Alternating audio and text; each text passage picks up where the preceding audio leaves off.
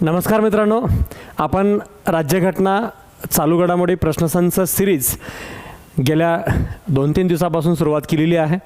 Last paper number 1 already आपण यूट्यूबवर पाहिलेला आहे. राज्यघटनेचा पेपर 1 आणि अर्थव्यवस्थेचाही पेपर 1.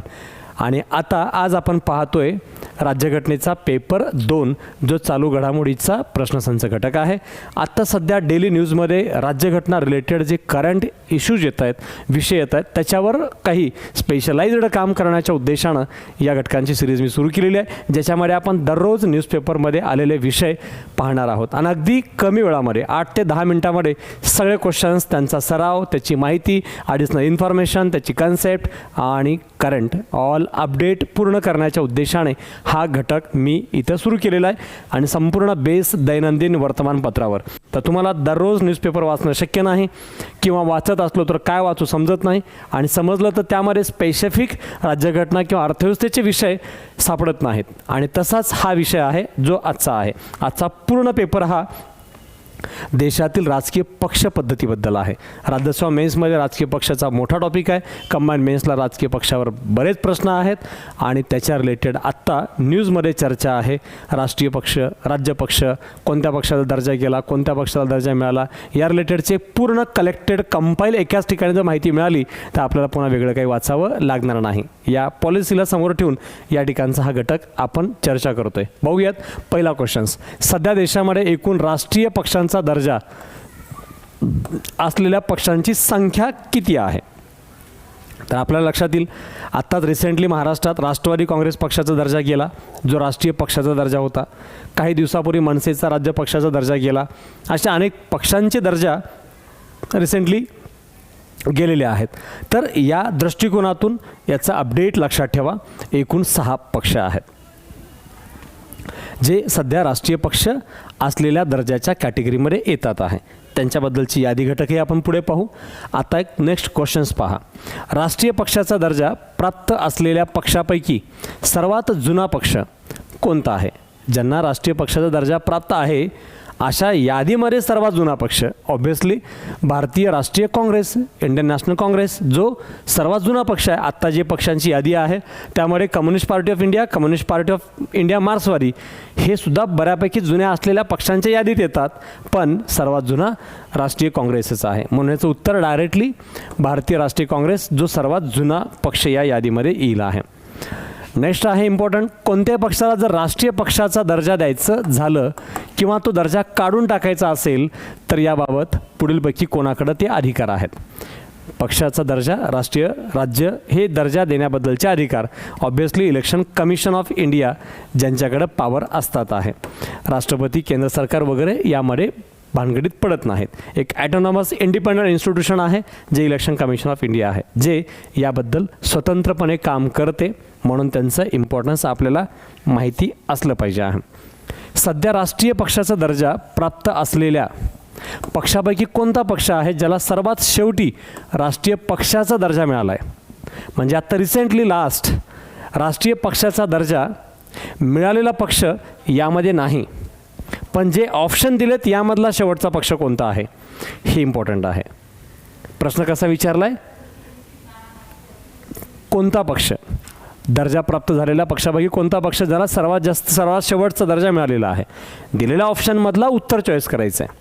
आत्ता जो पक्षाचा दर्जा मिळाला आहे 6वा पक्ष जो आहे तो यामध्ये येत नाही. कोणता पार्टी आहे? आम आदमी पार्टी, जो सर्वात शेवटी राष्ट्रीय पक्षाचा दर्जा प्राप्त केलेला आहे, पण इथं आम आदमी पार्टी नाही. म्हणून आहे त्या पक्षातून आपल्याला निवडावं लागेल आणि यामध्ये तृणमूल काँग्रेस आहे. तृणमूल काँग्रेस जो सर्वात शेवटचा राष्ट्रीय पक्ष दर्जा प्राप्त झालेला पक्ष आहे. त्यानंतर राष्ट्रीय पक्षाचा दर्जा मिळवलेला पूर्वोत्तर भारतातला आत्तापर्यंतच्या इतिहासातील पहिलाच पक्ष ज्याला राष्ट्रीय पक्षाचा दर्जा मिळालेला आहे. पूर्वोत्तर भारतामधला फर्स्ट पार्टी ज्याला नॅशनल पार्टीचा दर्जा मिळालेला आहे, ज्याचं इम्पॉर्टन्स आपल्याला माहिती असलं पाहिजे. तृणमूल काँग्रेस हे पूर्वेकडला पक्ष आहे, पूर्वोत्तर भारताचा पक्ष असं म्हणता येत नाही. आसाम गण परिषदला नाहीच, नॅशनल पीपल्स पार्टी ब्रॅकेटमध्ये इंडिया असं बोललं जात असतं आहे. तर ही आहे पूर्वोत्तर भारतातील फर्स्ट नॅशनल पार्टीचा दर्जा प्राप्त असलेली. याचे अध्यक्ष कोण होते? PM संगमा. PM संगमा. नुकतंच त्यांचं निधन झालेलं आहे. आता त्यांचा मुलगा या पार्टीचा अध्यक्ष म्हणून काम पाहतोय. पण ही पूर्वोत्तर भारतातील नॅशनल पार्टी आहे आणि या पार्टीनं पूर्वोत्तर भारतातल्या सर्व छोट्या छोट्या 4 राज्यामध्ये या माध्यमातून आपलं प्रभाव निर्माण केलेला आहे. त्यातही या पार्टीचं विशेष महत्त्व असलेलं किंवा सर्वाधिक साम्राज्य असलेला एकच राज्य आहे, ज्याच्यावरही प्रश्न आपण पुढे पाहू.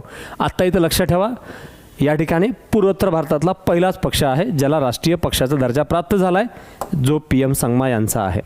नॅशनल पीपल्स पार्टी इंडिया या पक्षाचं चिन्ह कोणतं आहे? जे नॅशनल पार्टी आहे तर याच्याबद्दलची डिटेल माहिती असणं गरजेचं आहे.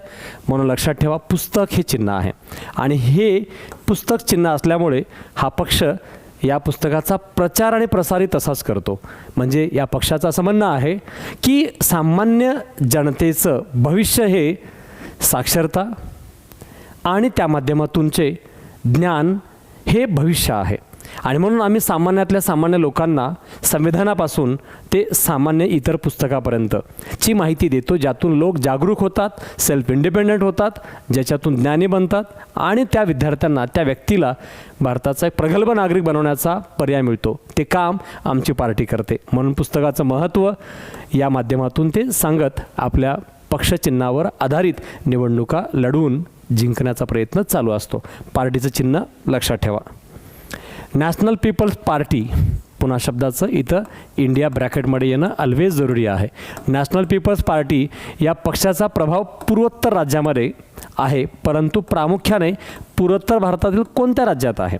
पूर्वोत्तरमधल्या 4-5 राज्यात, साधारणपणे 4 राज्यामध्ये खूप जास्त इम्पॉर्टन्स आहे. पण त्यातल्या त्यात या पक्षाचं महत्त्व, इम्पॉर्टन्स मेघालय या राज्यामध्ये आहे. म्हणजे विस्तारित आहे, पार्टीचं वर्चस्व आहे. जसं महाराष्ट्रामध्ये राष्ट्रवादी काँग्रेस पार्टी आहे, नॅशनल पार्टीचा दर्जा होता, पण इतर राज्यामध्ये प्रभाव तुलनेनं कमी होता. पण महाराष्ट्रामध्ये सर्वाधिक प्रभावी असलेल्या अनेक पक्षापैकी एक पक्ष म्हणून आपण राष्ट्रवादी काँग्रेस पार्टीकडे पाहतो. तसं अगदी पूर्वोत्तर भारतामध्ये मेघालय या राज्यात या पक्षाची सत्ता आणि वर्चस्व सर्वाधिक प्रमाणात आहे. नॅशनल पीपल्स पार्टी इंडिया हा पक्ष कोणत्या पक्षातून फुटून बाहेर पडून स्थापन झालेला आहे? तो राष्ट्रवादी काँग्रेस पक्षातून. PM संगमा राष्ट्रवादी काँग्रेस पार्टीमध्ये होते. या पक्षातून बाहेर पडून त्यांनी स्वतःचा पक्ष काढला, जो पूर्वोत्तर भारतामध्ये सक्रिय आहे या माध्यमातून. म्हणून पार्टीचे इम्पॉर्टन्स आणि मूळ पार्टी माहिती असली पाहिजे. 2023मध्ये राष्ट्रीय पक्षाचा दर्जा मिळवलेला पक्ष कोणता? जे लेटेस्ट करंट आहे आणि अपडेटेड माहिती आहे ती आम आदमी पार्टी, ज्या पार्टीची आता सध्या सत्ता आपण पाहतो दिल्लीमध्ये आहे आणि पंजाबमध्ये आहे. आणि इतर अनेक राज्यात 1-2 आमदार निवडून आणले जात आहेत. तर काही ठिकाणी किमान 6% मतं जे लागतात ते मिळवण्याचा प्रयत्न या पार्टीनं केलेला आहे. म्हणून सध्या आम आदमी पार्टी ही लेटेस्ट पार्टी आहे जी राष्ट्रीय पक्षाचा दर्जा मिळवलेली आहे. पण त्याच वेळेला लक्षात ठेवा, राष्ट्रवादी काँग्रेस पार्टीचा महाराष्ट्रातून, म्हणजे महाराष्ट्रातील पार्टी ज्यांचा दर्जा गेलेला आहे. आणि यासोबतच राज्य पक्षाचा दर्जा जी मिळवलेली पार्टी होती ती मनसे, ज्यांचाही दर्जा गेलेला आहे. म्हणून सध्या महाराष्ट्रामध्ये राज्य पक्षात दर्जा असलेली संख्या ही कमी झालेली आहे.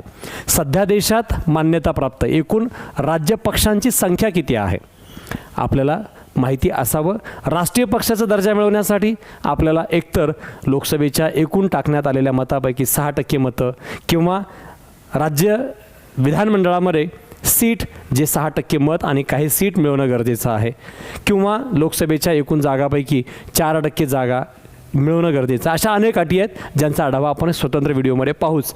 पण माझा मुद्दा सांगण्याचा महत्त्वपूर्ण की तशी अट मात्र राज्यपक्ष व प्रादेशिक पक्षाबद्दल डिफरंट आहे. राज्यपक्ष बनण्यासाठीही त्या राज्य विधानसभेमध्ये तुमच्या किमान 2% जागा किंवा 6% एकूण मतं मिळवणं गरजेचं आहे. या अटी लागू होतात. पण प्रादेशिक पक्ष बनण्यासाठी मात्र अशी कुठलीच अट नाही. प्रादेशिक पक्ष बनण्यासाठी तुमचं इलेक्शन कमिशनकडे रजिस्ट्रेशन होणं गरजेचं आहे आणि तुमच्या पार्टीकडून तुम्ही नेहमी इलेक्शन लढवणं गरजेचं आहे. मतं कितीही मिळो तुम्हाला प्रादेशिक पक्ष म्हणून ओळखलं जाईल. तुमची रजिस्ट्रेशन होणं आणि इलेक्शनमध्ये भाग घेणं गरजेचं आहे. तुम्ही प्रादेशिक पक्ष असतात. पण राज्य पक्ष बनण्यासाठी आणि राष्ट्रीय पक्ष बनण्यासाठी अटी लागू होतात. आणि यानुसार लक्षात ठेवा, या ठिकाणी सध्या देशात जे राज्यपक्ष आहेत त्यांचा दर्जा प्राप्त झालेले एकूण 54 4 पार्टी आहेत जे स्टेट पार्टी म्हणून ओळखले जातील आणि यापैकी सध्या महाराष्ट्रात शिवसेना हा पक्ष जो राज्य पक्ष आहे. बाकी मनसेचा दर्जा गेलेला आहे आणि इतर कोणताही पक्ष हा राज्य पक्ष दर्जामध्ये येत नाही. पण एक वाक्य रिझनिंग टाईपमध्ये लक्षात ठेवा, सर्व राज्य पक्ष हे प्रादेशिक पक्ष असतात, पण सर्व प्रादेशिक पक्ष हे राज्य पक्ष असतातच असे नाही. या पद्धतीने राजकीय पक्ष, राज्य पक्ष, राष्ट्रीय पक्ष यांच्याबद्दलचा हा घटक आणि करंट रिलेटेड अपडेट या पेपरमध्ये आपण पाहत होतो. बाकी चर्चा आणखी पुन्हा करू. आजचा हा व्हिडिओ कसा वाटला जरूर कमेंटमध्ये कळवा आणि पुढचा व्हिडिओ नक्कीच पुढच्या पेपरवरती पाहायला विसरू नका आहे. थँक्यू.